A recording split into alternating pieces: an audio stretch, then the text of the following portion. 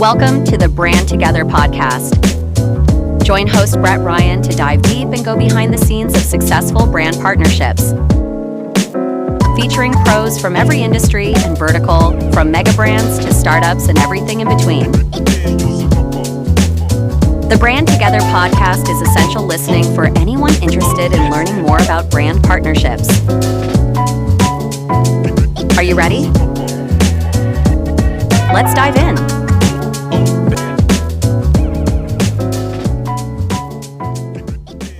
Hey everyone, welcome to another episode of the Brand Together podcast.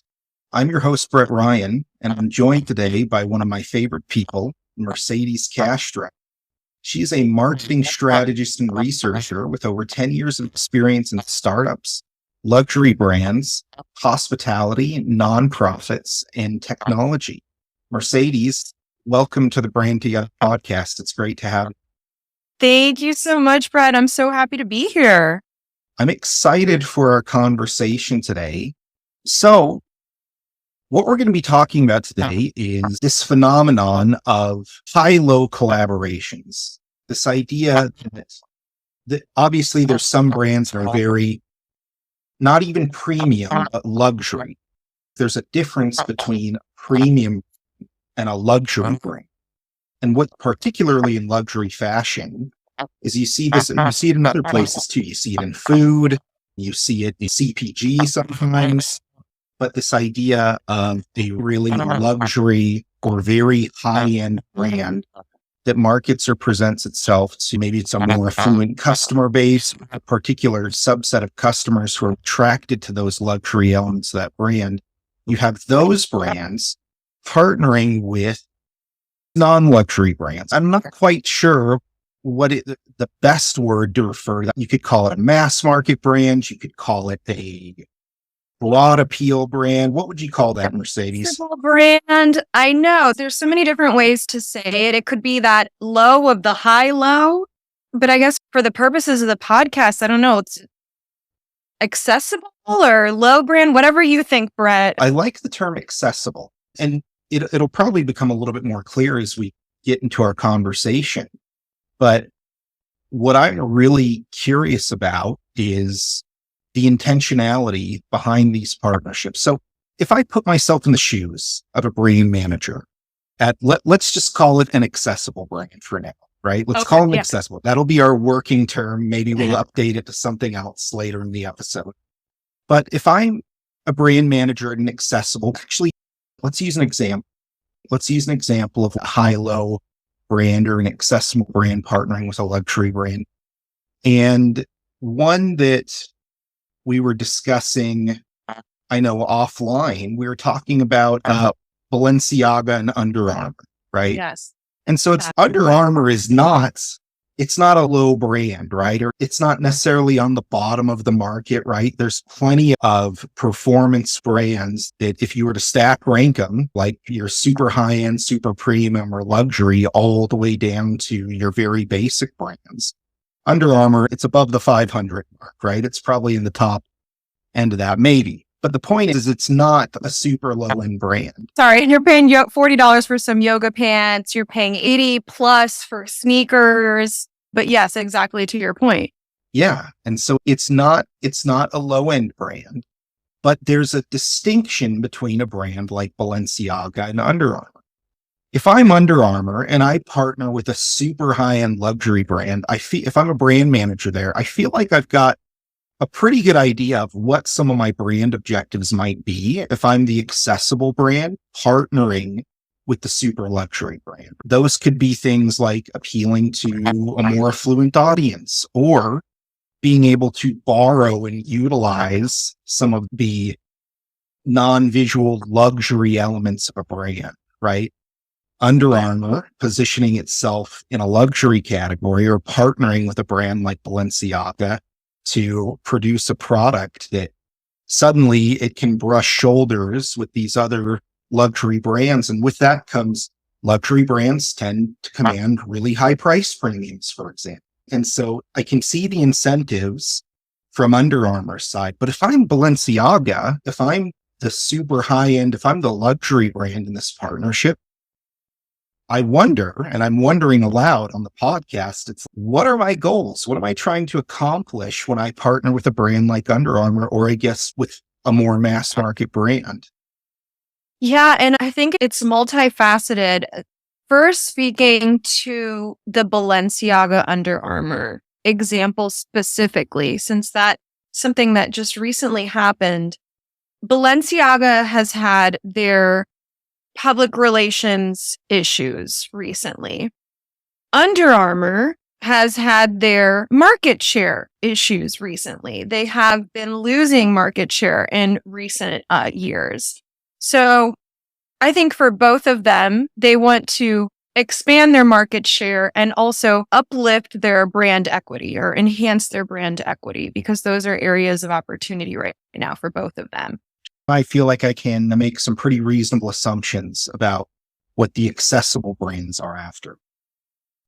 In your view, what are the luxury brands after?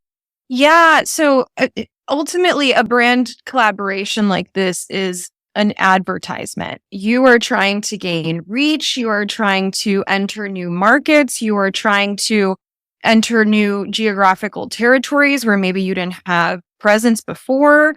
You might be wanting to experiment with a new category that you're not in already. And you might be trying to enhance your appeal for a certain demographic that you're not currently engaging with. So for Balenciaga and luxury brands in general, this high part of the high-low collaboration, I think that what they're ultimately trying to gain is reach. They're trying to penetrate a new audience. They're trying to penetrate a new market segment. Maybe they're trying to enter a new category and try to see if they can gain a foothold in that kind of product category. So specifically thinking about Balenciaga and Under Armour, I would say that Balenciaga would be trying to tap into Under Armour's current market segment and appeal to this wider audience. I mean, Sure. if somebody has a Balenciaga Under Armour sweatshirt, for example, and they have never owned anything from Balenciaga, maybe if they like the sweatshirt, maybe they turn into a regular retail shopper at Balenciaga and vice versa. Sure. So there's really those mutual benefits for both partners. But Yeah. I would luxury company, it would be that expanded reach. That makes sense. Part of it, of the appeal of a luxury brand is the exclusivity, right? It's luxury because not everyone has it. And that creates this scenario for the luxury brands themselves. And it makes you wonder out loud, what does the top of funnel look like for a luxury brand? How do you actually develop new audiences that love Balenciaga? How do you take someone from having no familiarity at all with a luxury brand Balenciaga and turn them into a diehard, right? And one way you can do that is by, as you mentioned, there are folks, Under Armour has diehard brand loyalists, I'm sure, right? And if they do a collab and some of those loyalists purchase that product and holy cow, this Balenciaga stuff is awesome. Yeah, there's a bit of I can see that. Okay, that makes a lot of sense. And to be clear, I don't know if it's explicitly like a top of funnel motion, but that idea of partnering with a more accessible brand to broaden your reach, I think is just really salient and absolutely true. I would also say that Balenciaga, I mean, it is high fashion, but a lot of what they've come out with recently can get into the more kind of sportswear kind of a category. And Under Armour being a large name brand within the sportswear category, maybe this is Balenciaga pivoting into that area a little bit more. Maybe it's them trying out, hey, can we be a company that makes sweatshirts and testing that out? That's just a hypothesis from my end, but Yeah. Speaking to what you're saying, that it's mutually beneficial and there's parts of each brand that the other one wants to tap into. That is a great point. I think of a lot, particularly in fashion, and keep me honest here if I'm saying anything that strikes you as untruthful, but particularly in fashion, oftentimes the luxury brands are the trendsetters, right? they will come up with a particular look or a style, and it gets its roots in a luxury execution, and then eventually like fast fashion or some other segment of the larger fashion brand space picks it up and translates it to a mass market approach. That being said, there's some sections of the fashion brand space that luxury brands don't necessarily lead out on. And I would argue sportswear is one of them, right? And Yep. so what you said is, let's do this. And hey, maybe there's a rabid fan base for a Balenciaga sports hoodie out there. Okay, so I want to back us up like 100 paces real quick. And I just want to clarify, not just for our listeners' sake, but really for my sake as well. What is the difference between a luxury brand and a premium brand? We've talked about it a little bit. I mentioned earlier, this idea of exclusivity seems to be part of it, right? But for example, there are premium products that are decidedly not luxury. I would argue Under Armour is one of them. I would argue it's a premium brand, but it's not necessarily a luxury brand. And I'm wondering out loud, what's the difference? What distinguishes luxury from premium? What do you think? Yeah. So that's a great question. And I think it's very interesting thinking about the Venn diagram of that and where there's overlap amongst brands. But when I think of premium versus luxury, I think that premium is something that needs to be justified. So you are charging a higher price tag for both premium and luxury. I would argue, of course, luxury is an even higher price tag, but the price has to be justified when it comes to a premium product. Yeah. That can be through quality. Mainly, it happens through quality. Yep. And then when it comes to a luxury product, that price tag does not need to be justified. It's more about the perception of that product. It's more about the desirability of that product and the status that it brings you within or makes you feel within the culture and within society. Yep. So that's where it's different. They both have a higher price tag, but for a premium product, it's really justified through the quality and the features of the product. That makes sense. So would you say that perception, prestige, exclusivity for a luxury brand, those are almost functional benefits? That's not perfect language, but when you think about, if I'm buying a dessert snack, I've got the stuff you can find in a gas station, and then I've got the really high-end stuff that maybe you have to special order online. One's basic, one's premium. It's all functional, quality of ingredients, taste profile, amount of processed ingredient, whatever, right? It's not hard to hypothesize the difference in functional benefits between the two products. And so the way your answer read to me, and correct me if I'm wrong, it's almost like that exclusivity, the perception of how others perceive you, the brand being a status symbol, is almost like a functional benefit of the luxury brand. Does that sound right to you? Or Yeah, I absolutely agree that there's two facets of luxury for oneself and luxury for others. And I think that's really speaking to that functionality of how it makes you feel. Yeah. By having it, by wearing it, and then also how you feel when others see that. So I think that there's an element of that to exactly what your point is. I love that. And I think that is such a real and insightful thing. So if I just use the example myself, there are some days where I'll wake up and I'm like, you know what? It's a friggin' t-shirt and pajama pants day. Yeah. And I'm just like, not going to get ready, not going to do my hair or whatever. And when I do that, I feel a certain way, right? Yes. And contrast that with the way you feel when you put yourself together. And it seems to me that the functional benefit is very similar. It's like, I am wearing something fancy. I'm wearing luxury brands. I'm dressed to the nines. I feel a certain way. I see it. That makes such good sense to me. I appreciate you articulating that difference. And if I would say here with your example, it's like a premium product would be one where it's a t-shirt day. Let's say it's raining outside. You're going to put on your Hunter rain boots because those are going to protect you. And you know that they're great quality. Now, those are like over $100 each. I would say that they are a premium product, but does it make you feel special? It's Yeah. interesting because maybe that's in the middle of the Venn diagram because it does have some sort of a status to it.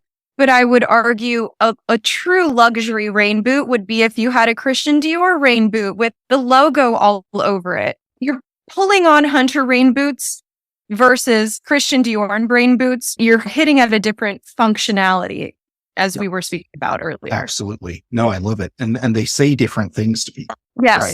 Right. I loved this distinction between premium and luxury. Yeah. And to your point that exclusivity is a major difference, and exclusivity in the quantity of supply and the accessibility. So that's something that a luxury brand has that a premium brand doesn't. Yeah. A premium brand, you can find it in wherever you go. Those Hunter rain boots, you go to Nordstrom, you go online, you can find them in a variety of places versus the Christian Dior rain boot is a little bit, there's more limited quantities. It may be harder to get. There might be different editions. So that's an element. And then another element that I thought was interesting is that luxury doesn't meet a need or solve a problem, whereas premium does in the quality that it entails. Let me restate what I heard from you, just so you can give me an understanding. I love the Hunter rain boots, right? Let's say you go with just a really basic store name or knockoff kind of brand name versus Hunter rain boots. The difference in quality provides a functional benefit, where these Hunter rain boots, if you take good care of them, they might last you 5, 7, 10 years, right? Whereas a cheaper brand might wear out in 18 months, right? Yes. You start having problems with the rubber on the soles, or you have some kind of, maybe there's a threading issue or whatever it is, right? It starts to come apart. And so for premium, the higher durability, the better construction of the garment, et cetera, et cetera, et cetera, that is a functional benefit of the quality. Whereas with luxury, there's not necessarily a functional benefit. Your Louis Vuitton purse is not going to be like industrially rated to hold 5,000 pounds, X amount more pounds than your store brand purse, right? You're paying for that image, that branding, the exclusivity. Now that makes great sense. Okay. Yes. That's helpful. Okay, great. I feel like I better understand the distinction between luxury and premium now. Yeah. And I would argue again with that Venn diagram, I feel like there is that middle space where there are some luxury brands that are also premium. So for example, Hermes, their bags are incredibly expensive. That is a traditional luxury brand. Yeah. At the same time, they are using the highest quality materials. They are not using machines to make their purses. They are having people hand stitch those bags. So there is higher quality with it as well. So I wouldn't say it's necessarily exclusive, but I would that some brands lean into one space more than the other. So for Hermes, I would say it's more luxury than it is premium. Definitely. I think like a good example of a luxury brand that is not necessarily associated with what I would call premium functionality. Take like Kanye's clothing, right? Oh, yeah, absolutely. And listen, I don't want to say anything negative about Kanye, but my perception is these are just shirts and pants and they're absolutely luxury, but there's nothing to suggest to me that like the construction is inherently superior in some distinct way, right? Correct. Okay. No, that's perfect. Okay. So now that we've clarified that, it makes me think about our conversation earlier, where if we say, okay, part of luxury is the exclusivity, part of it is the non-functional benefits. And we go back to our question of what do these luxury brands hope to gain from these partnership with accessible brands? So there's an academic. I actually had her on the podcast. She's brilliant. Her name's Dr. Casey Newmeyer, and she has done a lot of academic work in brand partnerships. And one of the things that Dr. Newmeyer has written about is how consumers assign credit in a brand partnership, right? So let's say like Breyer's ice cream with Reese's Pieces in it, right? Okay. If I eat that ice cream, whom am I getting credit to in the flavor profile? Am I giving credit to Reese's, or am I giving it to Breyer's? And it's like, Part of her research suggests consumers are going to give credit according to how they perceive each brand's contribution. So if I'm eating this ice cream and I taste it and the ice cream tastes great, but the Reese's Pieces taste off, I'm going to assign some negative credit to Reese's for that because I know Reese's makes Reese's Pieces and I know Breyers makes ice cream. With these luxury and accessible kind of the high-low brand partnership, we talked about earlier how Balenciaga and Under Armour, they make a sportswear hood. And it's like Balenciaga gets the upside of putting a sportswear hoodie out to the market. And if people don't like it for whatever reason, then they've got this sportswear partner, Under Armour, who might take some of that blame. So it allows them to push out into this new product category while still protecting their luxury brand. And I want to be very clear. Another thing that Dr. Neumeyer's research states is that assignment of credit, it depends on what dimensions of the product people are evaluating, right? So if we've got a Balenciaga X Under Armour sports hoodie and the threading is poor and it's itchy and it's not comfortable, then they might say Under Armour is dragging Balenciaga down. However, when you look at like the live reactions to that partnership in particular, there's a tweet. There's this gentleman who sent out a tweet and he's, hey, Under Armour hoodies are like $80. But this Balenciaga Under Armour hoodie is like $1,400. So suddenly we're evaluating a dimension of the product and we're saying that's Balenciaga's fault. And that's going to hit different with different audiences. A Balenciaga diehard might be like, yeah, of course it's that expensive. That's why we like it, right? But it's just interesting to see that attribution of credit and how that kind of interweaves with these partnerships here. Does that make sense? It absolutely does. And I think that's really interesting because it really does depend on the consumer, because as you were just mentioning, the Balenciaga Under Armour collab and how there's these hoodies that look like any other hoodie that Under Armour has put out there, but it says Balenciaga on it. It has the Balenciaga logo and it's much more expensive and it's not justified because of the better quality, etc. I would also feel that I would have a more negative perception to Under Armour for joining this partnership and putting that out there and not giving me greater value for this product. So I think it really could depending on who's looking at it and what dimension you are evaluating. And that's why it's so important that you make sure that you have, as a brand, a solid partner in your partnership, because you are not going to be able to control everything from start to finish. Yeah. And you are just going to need to ensure that your goals are aligned, that there's consistent communication, that there's alignment on what the strategy is. Because otherwise you can have those gaps where it's going to hurt one of the brands or both of them. I agree with what you said. Alignment is critical. And what we're doing here is objectively evaluating what are these brands up to? What are they trying to accomplish?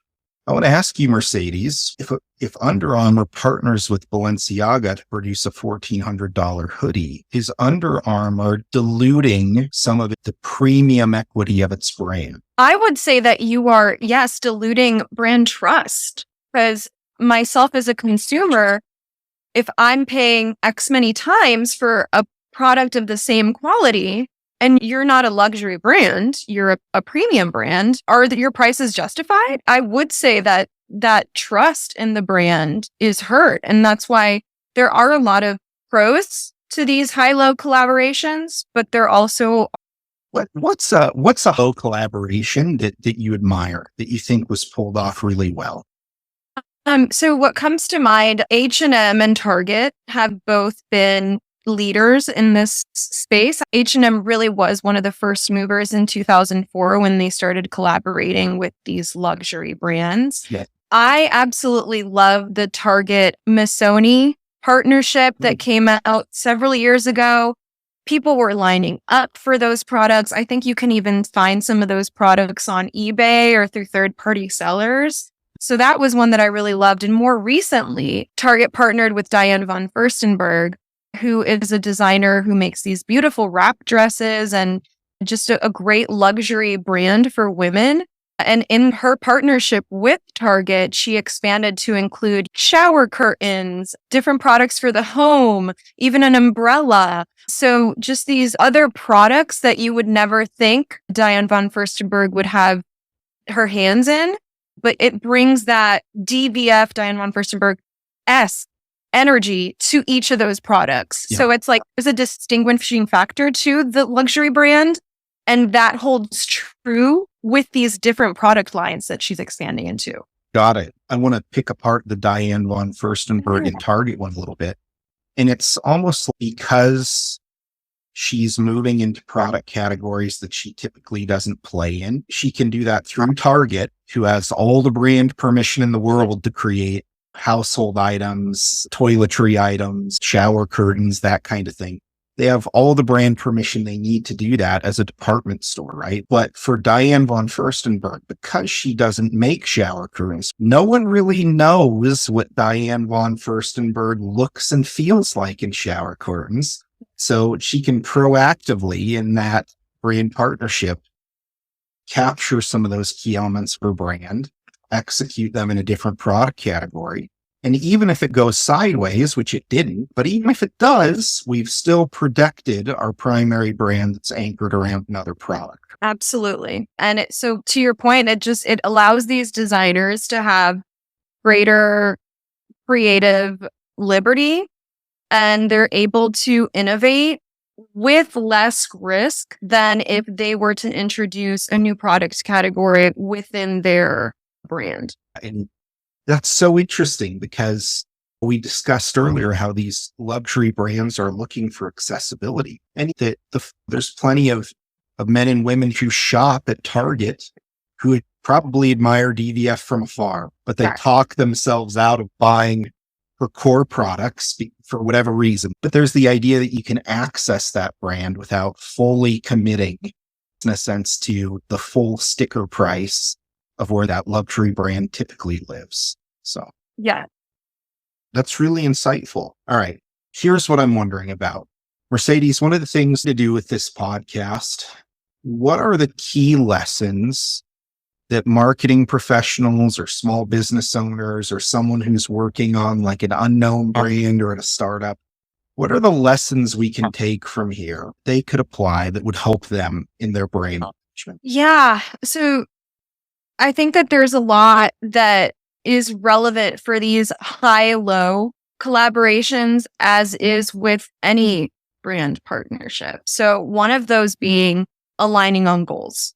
So making sure that you have mapped out what your goals are for the collaboration, you're aligned on the strategy for that. Another element of that is that if something changes with one or more of these brands or partners, that you have an exit strategy. So just making sure that the foundation is strong before you really start building on it.